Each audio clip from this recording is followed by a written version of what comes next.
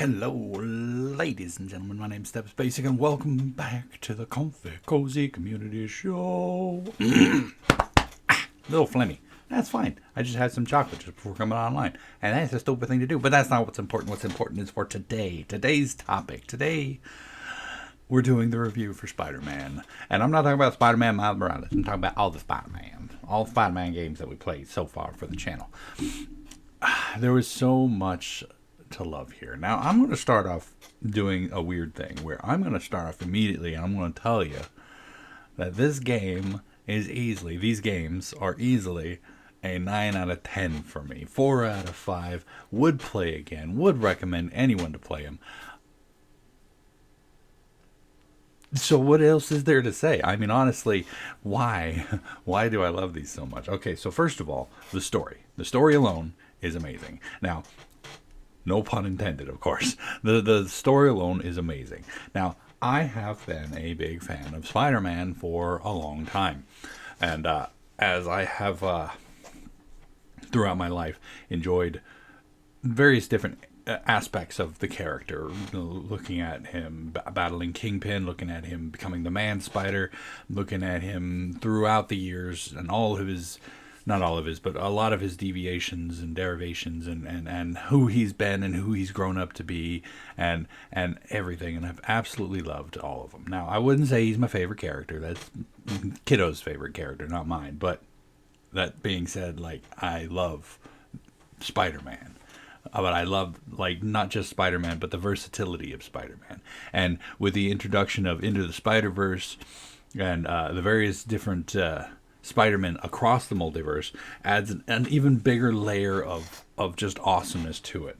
And one thing I love about this game is it is not, at least to my knowledge, because I haven't read all of them, and I definitely haven't read anything lately. But to my knowledge, this is a standalone story with characters coming from, the Spider-Man Rogue Gallery and Spider-Man mythos and whatnot. There are obviously a couple of things I didn't like about the story, but the fact that they took a chance and made a Spider-Man standalone story is what I like the best about this. Now, there was that whole thing that came about when the original Spider-Man Into the Spider-Verse came out, where everyone was doing a whole bunch of doing their spider sonas and whatnot, and me and my kiddo came up with our own, which I do want to talk about on the channel at some point. I'm not sure if I have before, but I looked it up and I couldn't find anything about it, so maybe I haven't. But yeah, that's one thing on my list for one of these episodes is talking about spider sonas. And yeah, that's going to be a video coming up. And that's what this kind of felt like to me. But in the same vein, it also felt like it very much was just Spider-Man. There was no ham-fisting any like special qualities to it, not trying to make him different, not trying to make him any more or less who he is.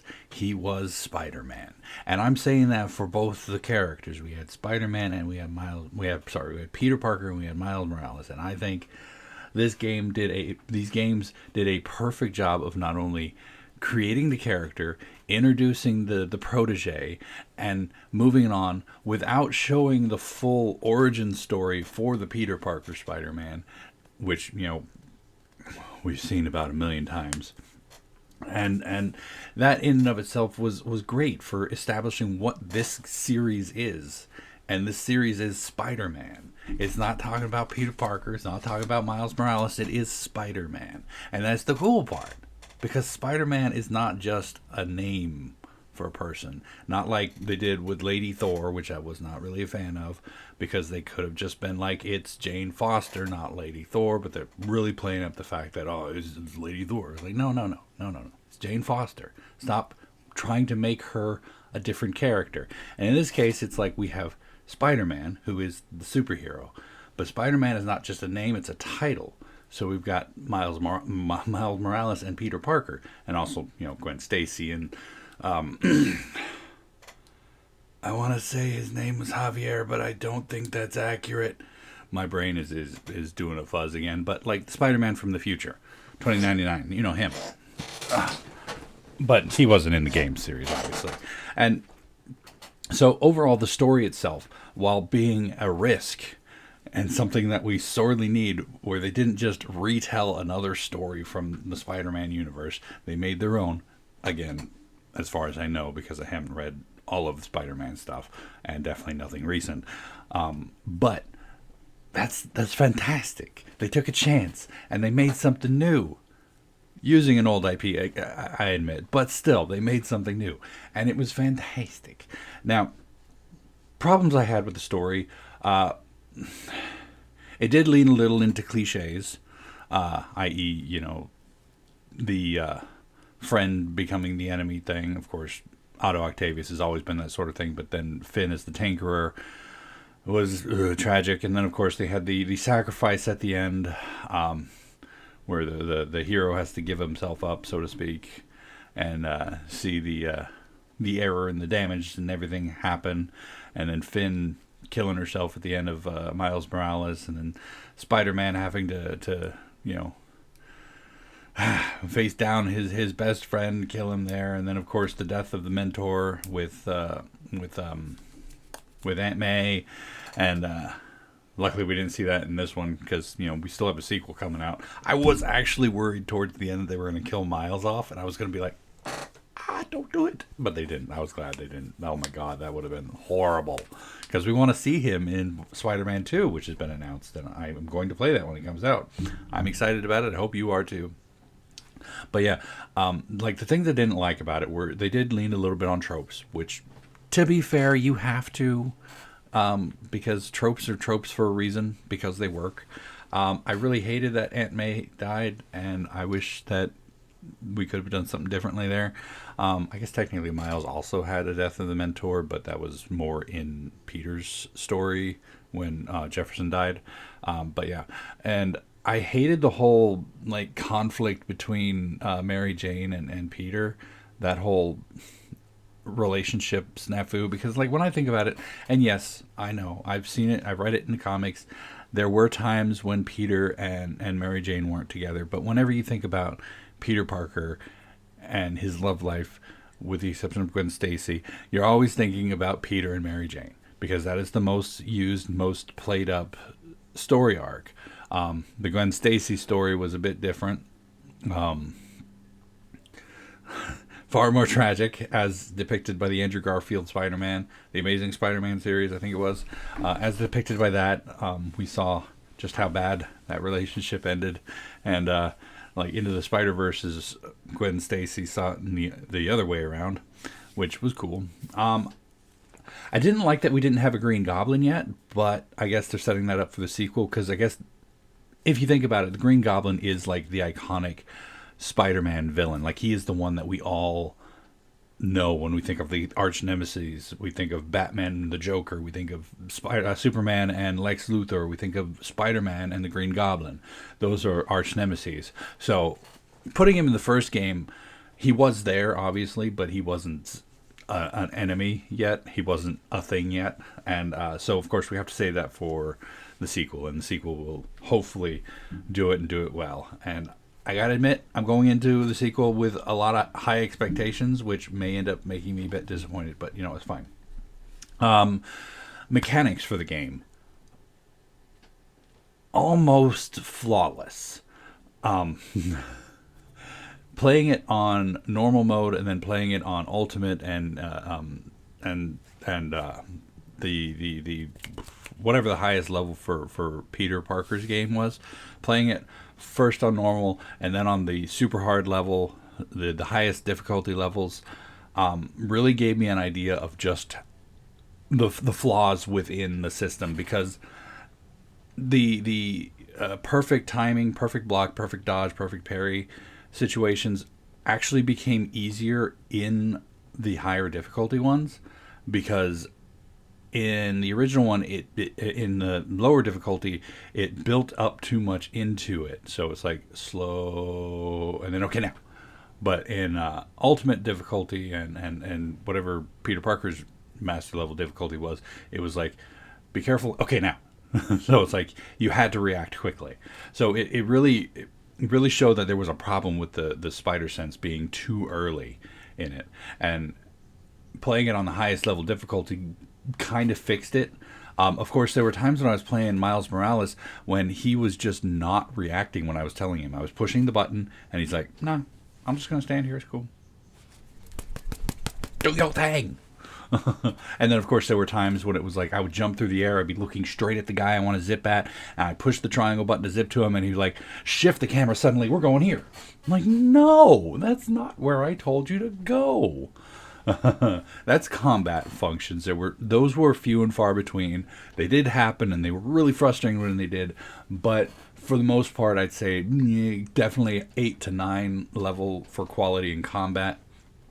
Moving into the traversal, easily a 9.5. There were some times when running up buildings when I'd hit a blank spot. More in the Miles Morales story than in the Peter Parker. Like, I found a whole building at one point that I just could not run up. And I'm like, why the heck can't I? I'm like, And then, of course, there were times when it's like, I just want to land here. And Spider-Man's like, okay, we're going to go over there. And then you can just swing back around, and then, okay, now we're going to jump through this thing. It's like, come on, man, just go where I'm telling you to go. For long distances, fantastic, amazing. For pinpoint precision, lacking. Because at best, you could zip to a thing, then on a ledge, and then you're like, okay, I have to get off this now. And then you're like, no, I just want just step off the ledge. You don't have to zip. I don't want me.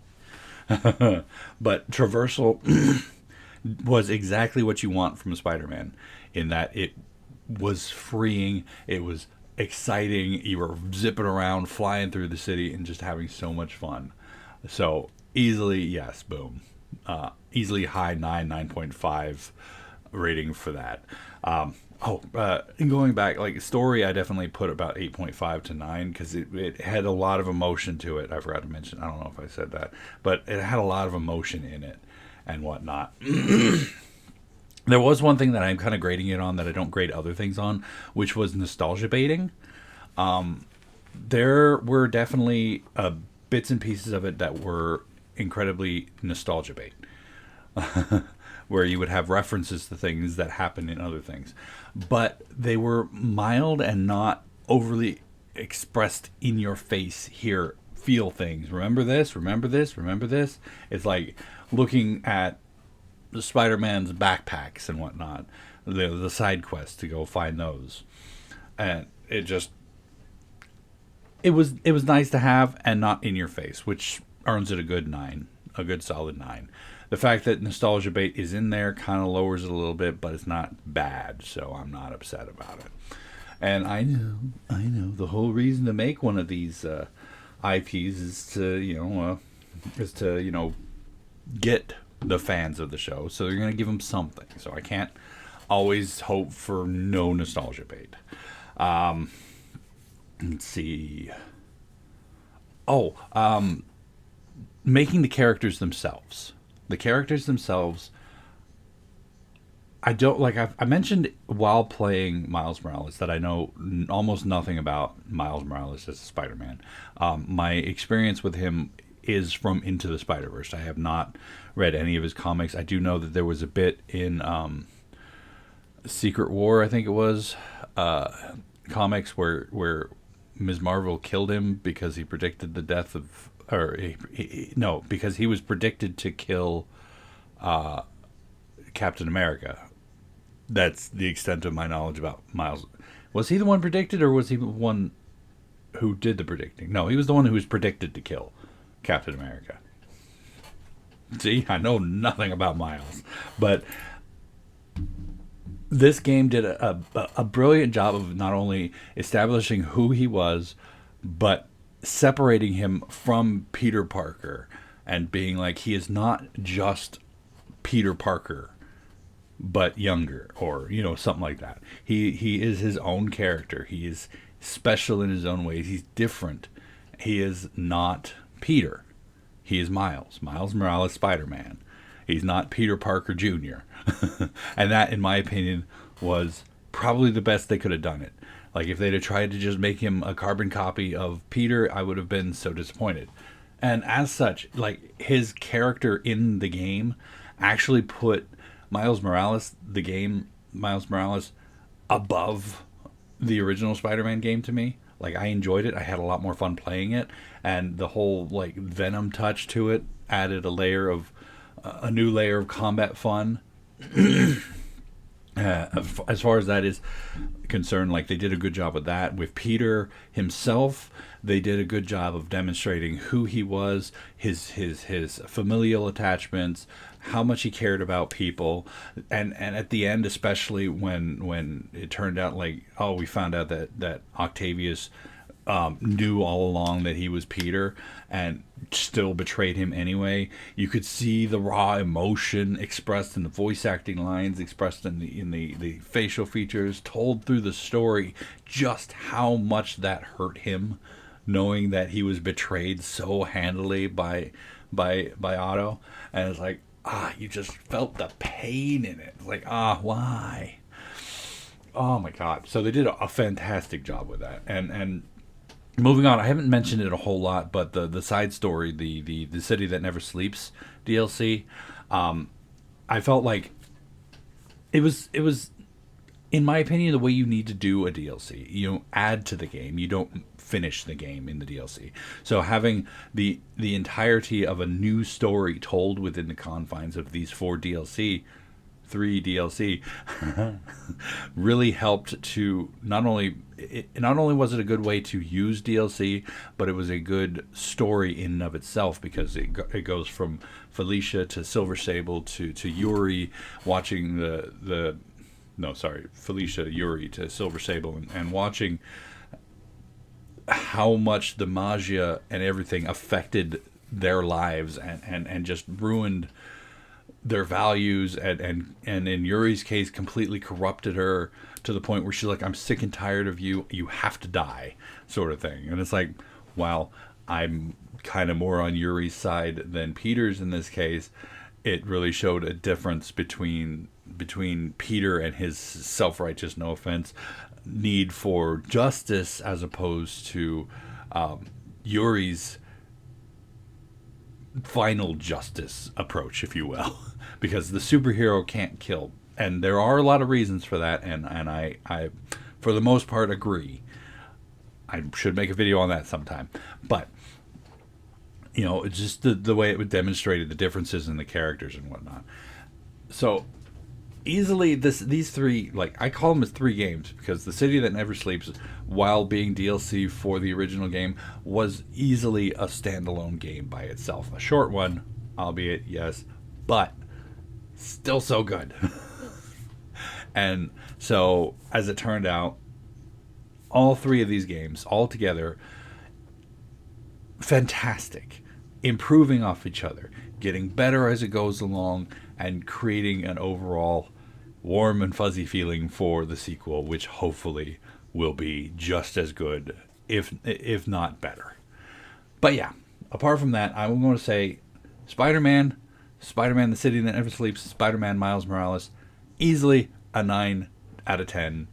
Not perfect, but nothing ever is. Perfect for what it is. Get in there, get it, play it. I loved it. It was fantastic, of course. Spoilers included in this video. And of course, I have the entire playlist if you want to watch it. But apart from all that, let's move on to announcements. I started Resident Evil 0 and completely forgot just how tough those original games were. Ooh, I've not been doing well. Been having fun, but I've not been doing well. Apart from that, I recorded a few more episodes of Breathage. We are getting towards the end of that one. I have a red dot on my nose. What the heck is that? I'll have to look at that in the mirror. But anyway, recorded a couple more episodes of Breathage, and I have a couple more episodes of just demos to play this week. So look forward to that. We got 4 episodes of Resident Evil 0 coming, and it's going to be a great week. Thank you all so much for joining me for this episode of The Community Show. Hopefully you enjoyed it. And if you did, just go and poke that like button for me. If you'd like to see more from me, make sure to hit that subscribe button. And of course, as always, you're more than welcome to leave a comment in the comment section down below. And I'll get back to you as soon as I can. Oh, when I can, if I can, you know all that jazz. And tune in next time for another topic at another time. And until then,